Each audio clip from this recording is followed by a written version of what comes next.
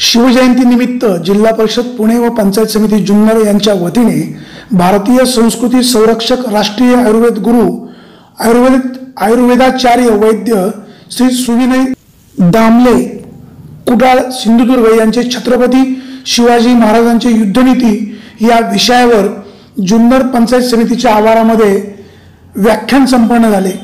यावेळी जुन्नर पंचायत समितीचे गटविकास अधिकारी विकास दांगट, शिवसेना गटनेते आशाताई बुचके, विग्नरचे संचालक संतोषनाना खैरे, जुन्नर पंचायत समितीचे गटनेते दिलीपराव गांधळे तसेच पंचायत समितीचे सर्व प्रशासकीय अधिकारी कर्मचारी मोठ्या संख्येने उपस्थित होते। Vijay Kumar Salve, bureau report, विग्नर times, Junnar. आज काय झाले मला हे आरोग्याचं जे चित्र दिसते आमच्या समोर हे इतकं विचित्र स्वरूपात आपल्या समोर आणलंय, तुम्हाला खूप घाबरवलं जातं। आरोग्या बाबतीत मी आज समजा जर शिवाजी महाराज असलो असतो आणि आरोग्याचे काही नियम पाळायचे असले असते तर मी माझे नियम असे केले असते की दररोज फक्त 2च वेळा जेवा, 3 वेळा जेवला तरी चालेल, 4 वेळा जेवला तरी चालेल, पण सूर्योदय ते सूर्यास्त या 12 तासात जेवा, सूर्य असेपर्यंत जेवा, हा पहिला नियम सांगितला चांगलं आरोग्य मिळण्यासाठी। आता व्हिडिओ साहेबांनी मला सांगितलं की आरोग्याविषयीच्या 2 गोष्टी फक्त सांगतात, 2च गोष्टी सांगतात। त्यातली पहिली गोष्ट एक की आपलं जेवण जे आहे ते सूर्योदय ते सूर्यास्त या 12 तासातच संपवायचं। मध्ये भूक लागली जरूर खा, 2च वेळा जेवलं पाहिजे असा नियम नाही।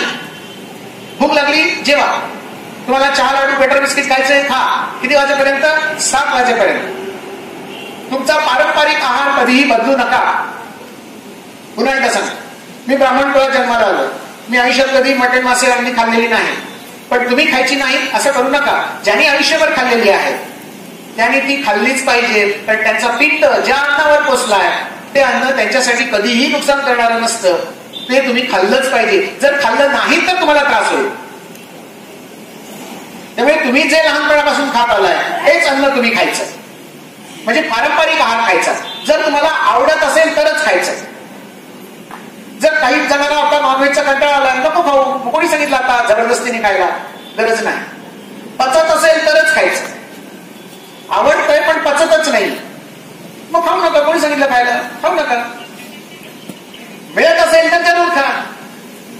आता मी सांगितलं रोज स्ट्रॉबेरी खा, स्ट्रॉबेरी मध्ये व्हिटॅमिन सी म्हणे चांगलं असतं, या असतं त्या असतं, असं काही नसतं, पण सांगितलं दिसायला चांगलं फळ आहे, रोज स्ट्रॉबेरी खा।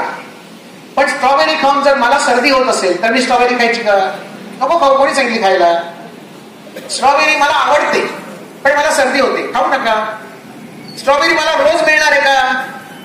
मिळणार नाहीये, मग कशाला भांडून पडतात? त्यापेक्षा आमच्याकडे आवळा आहे ना, आवळा खा रोज। असं सांगितलं जातं की सफरचंद म्हणे रोज खावं, खोटी म्हण आहे। सफरचंद तुमच्या गावात तयार होतं? कोणाकडे झाड आहे सफरचंदाचं? कुठे तयार होतं सफरचंद? हिमाचल प्रदेश, काश्मीर मध्ये तयार होते, बर्फातलं फळ आहे ते, इथले अशा उष्ण हवेत जगेल नाही। मग ती म्हण अशी बदलली पाहिजे, रोज एक डाळिंब खा आणि आरोग्य मिळेल, रोज एक आवळा खा आणि आरोग्य मिळेल। प्रत्येक वेळेला ती सफरचंदच खाल्ली पाहिजे असं काही नाहीये। मी ते खाल्ल्यानंतर मला पचतंय की नाही हे बघितलं पाहिजे। सफरचंद खाल्ल्यानंतर सर्दी कधीही कमी होत नाही। लहान मुलांना जर सर्दी असेल, टॉन्सिल असेल, कान दुखत असेल, डोळ्यात कान येत असेल, नाकात सर्दीचे फूट गळत असेल, हे सगळे मानेची दुखणी असतील, सफरचंद अजिबात खाऊ नका। सफरचंदानेच सगळे आजार वाढतात, कारण ते पचत नाही आपल्याला। त्यामुळे सफरचंदाच्या भानगडीत पडू नका। फळं कुठची खायची? मी तर सांगेन शक्यतो फळांच्या मागे लागूच नका। जी फळं तुमच्या घरात स्वतःच्या घरात तयार होत आहेत तेवढीच खा, विकतची फळं आणू नका, आणि विकतच्या फळांवरची पेस्टिसाइड्स मारलेली आहे, रसायनाची फवारलेली आहे, ती महाघातक आहे। मगाशी गव्हाचा विषय निघालेला, तो विषय अर्धवट ठेवला मी। गहू तुम्ही घरात आणताय आणि न धुता वापरताय, त्याच्यातला एक मोठा दोष असा आहे की या गव्हावरची पेस्टिसाइड्स मारलेली आहे, रासायनिक खतांचे फवारे जे मारलेले आहेत, हे सगळे फवारे त्या गव्हामधल्या खाचेमध्ये अडकतात आणि तसे तसे गहू तुम्ही धुवून वापरता। मगाशी मी सांगितलं बायको पैसे सुद्धा धुवून घेते। एवढे जर आम्ही आरोग्याबाबत काळजी घेणारे असू तर गव्हाबाबत एवढे उदास का? बाकी सगळे आपण धान्य धुवून देतो, आपण स्वतः आंघोळ करतो, करताना रोज सगळे आंघोळ, रोज आंघोळ केली पाहिजे, चुम्मा नाही, रोज आंघोळ करायची शरीर स्वच्छ होण्यासाठी। अन्नधान्य सगळं धुवून व्यवस्थित घ्यायचं, अन्नधान्य शुद्ध होण्यासाठी। मग तसंच आहे, सगळे धान्य म्हणजे गहू सुद्धा त्याच्यामध्ये येतो. धुतल्याशिवाय वापरू नका. गहू जुना वापरा, 2 वर्ष गहू जुना वापरायचा, नाहीतर तुम्ही गहू खाल्लात की डायबिटीस होणारच म्हणून सांग. तेल तुपाने एवढं कोलेस्ट्रॉल वाढत नाही, एवढं गव्हाने वाढतं. एवढा गहू चिकट आहे. कणिक तुम्ही मळल्यानंतर हाताला किती चिकटते हो, अशी खरडून खरडून काढली तरी जात नाही, ती एवढी चिकट असते. ती काढण्यासाठी काय वापरता? तेल वापरता. तेल लावल्यानंतर चिकटपणा सगळा नाहीसा होतो. शरीराचा चिकटपणा सुद्धा असाच नाहीसा होतो. म्हणून आपल्याला तेल लावायला सांगितलंय. अभ्यंगम आचरित नित्यम. अभ्यंग म्हणजे तेल लावणं, जे दिवाळीला आपण करतो. अभ्यंग स्नान आठवतं का शब्द? दिवाळीला करायचं असतं, ते तेल लावायचं असतं. भरपूर तेल लावायचं अंगाला. डोक्यावर तेल घालायचं, कानात तेल घालायचं, डोळ्याला तेल लावायचं, नाकात तेल घालायचं, घशाला तेल लावायचं, पाठीला, कण्याला, हाताला, पायाला, सगळीकडे तेल तेल तेल लागलं पाहिजे. तेल लावल्याशिवाय ताकद येत नाही. आज डॉक्टर सांगतात तेल खाऊ नका, तेल लावू नका. तेल लावलं तरी ते फुकट जातं नाही, पण त्यांची डायक्लोफेनॅकची जेल मात्र जिरतात. आमचं तेल जिरत नाही म्हणजे ते आहे तेलावर, त्यांची मर्म जिरतात, आमचं तेल जिरत नाही. जी माणसं पान खातायत, पान माहितीये ना, खायचं जे पान असतं त्याला चुना लावायचा, त्याच्यात काप घालायचा, त्याच्यात सुपारी घालायची, त्याच्यात लवंग, वेलची, बडीशेप, थोडासा गुलकंद, आणि हे सगळं चावून चावून चावून चावून खावा. गिळून टाका, सगळं रसासकट, चोथ्यासकट गिळून टाका. पान जे आहे हे कोलेस्ट्रॉल कमी करतं, हृदयरोग कमी करतं. त्याच्यातला जो चुना आहे उत्तम अँटॅसिड आहे, उत्तम कॅल्शियम देतो, उत्तम कृमिघ्न आहे. काप जो आहे हा रक्त वाढवतो, रक्त बाहेर जाणारं रक्त थांबवतो, घशाचे आजार कमी करतो. सुपारी जी आहे हाडं मजबूत करते. सांध्यांमधली जी वंगणं आहेत ती वंगणं व्यवस्थित ठेवायला मजबूत करते, स्नायूंचं बंधन मस्त ठेवते, शुक्रधातू वाढवते सुपारी. लवंग, वेलची आणि बडीशेप म्हणजे वात, पित्त आणि कफ. एवढे जर औषधी गुण त्या पानामध्ये असतील, असं पान का नाही खायचं? हे पान खाल्लंच पाहिजे. डॉक्टर सांगतात पान खाऊ नका, त्यांचं बरोबर आहे, कारण एवढं जर पान तुम्ही खाल्लं तर औषधं कशी संपणार? ही सगळी औषधं ज्या पानात तर तुम्हाला मिळत आहेत ती आज मार्केटमध्ये तुम्हाला एक पान फुकट, जवळजवळ फुकटच आहे ना पान. तंबाखू घालून, तंबाखू खायचा नाहीये. शिवाजी महाराजांच्या काळात तंबाखू नव्हता.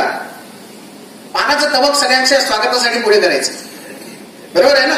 आजही आपल्याकडे पान पुढे केलं जातं, स्वागतासाठी पानाचं तबक फिरवलं जातं. तंबाखू घालू नका त्याच्यात. पुन्हा एकदा सांगतो, सोयीस्कर अर्थ काढू नका, नाहीतर उद्या माझं नाव बदनाम करा. डॉक्टरने सांगितले पान खायला, कुठचं पान खायला? तंबाखू शिवायचं, गुटखा नको, मावा नको. त्याच्यातलं जाता जाता गंमत सांगतो, चुना, कात आणि सुपारी हे कॉम्बिनेशन जे आहे, तुम्हाला पान नको असेल, चुना, कात आणि सुपारी हे जर कॉम्बिनेशन जे आहे ते असं असं असं असं मळायचं आणि खायचं. डायबिटीस होऊ नये म्हणून सांगितलं. चुना, सुपारी आणि कात, ज्याला आज मावा म्हणतात. परत एकदा सांगतोय, तंबाखू त्याच्यात नाहीये, तंबाखू सांगितलेला नाहीये. सोयीस्कर अर्थ काढू नका. माझी मुलगी 3 वर्षाची असल्यापासून मी तिला पान खायला देतोय. आम्ही कुठेही बाहेर गेलो फिरायला, आम्ही बाकी काही खात नाही, बाहेरचं पान अवश्य खातो. त्याच्यात ते चमन बिमन घालायचं, त्याच्यात पुन्हा केमिकल काही असतं. जे चांगलं आहे ते खावं ना, जे आरोग्यासाठी हितकर आहे, चांगलं आहे ते खावं. पण गिळायचं ते सगळं, थुंकायचं नाही बाहेर. थुंकलात की परत तुमच्या तोंडातले जंतू सगळे बाहेर जातात, आणि जी लाळ महत्वाची आहे पोटात जाणारी ती जातच नाही.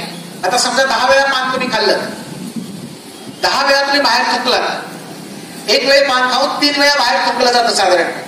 मी त्याचा हिशोब अभ्यास केला म्हणून सांगतोय. एकदा पान खाऊन 3 वेळा बाहेर थुंकतो. एकदा जे थुंकतो ते 1 चमचा असतं, म्हणजे एकदा पान खाऊन 3 चमचे लाळ बाहेर गेली. अशी 10 पानं खाताय म्हणजे 300 मिली लाळ तोंडातली बाहेर गेली, जी पोटात जायला पाहिजे. 300 मिली म्हणजे पाव लिटर पेक्षा जास्ती. एवढी लाळ जर पोटात गेली, जी तोंडात तयार होऊन पोटात जाऊन पचनाला मदत करणारी आहे, बाहेर कशाला घालवायची? आणि म्हणून ते सगळं गिळायचं. त्यामुळे कुठच्याही प्रकारच्या डेफिशियन्सीज तुमच्या शरीरात निर्माण होणार नाही. अगदी निश्चितपणे आहे. आरोग्य निरोगी ठेवण्यासाठी आणखीन एक व्यायाम सांगतो, ते म्हणजे लोटांगण, जे देवाच्या समोर आपण घालतो.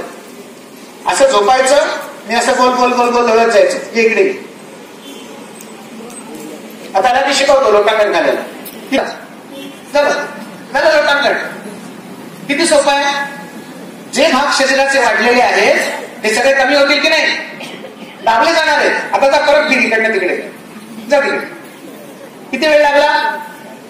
10 ते 20 वेळा तो फिरला आणि शरीराला जे नको होतं ते सगळं त्याने विरघळवून टाकलं. जी चरबी एक्स्ट्रा साठलेली होती ती सगळी बाहेर गेली.